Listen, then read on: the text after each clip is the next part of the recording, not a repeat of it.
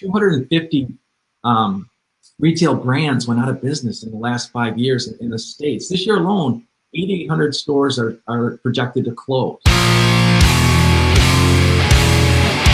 So look, how long were you at Kohl's for? I was with Kohl's for 15 years.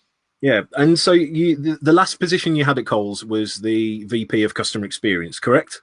Yeah, so the interesting thing about that is, when I began my journey with Kohl's, I was operations guy, right? Lived in the stores, and we had, almost 1,200 stores coast to coast. But as the position evolved, it really evolved into this digital journey, right? Because customers started shopping differently, and now they use their device to come into the store. So what does that look like, and how do you take care of those customers? How do they shop? How do they check prices?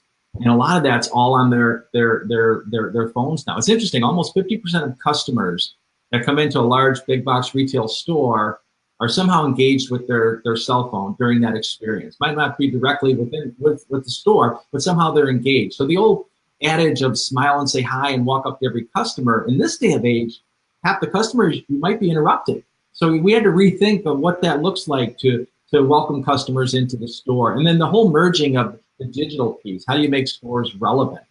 250 retail brands went out of business in the last 5 years in the States. This year alone, 8,800 stores are projected to close. So brick and mortar is going through an evolution, but it's an exciting time. So they're doing more within the store and being able to connect the customer on the digital side to that store experience. So that was how we merged that process.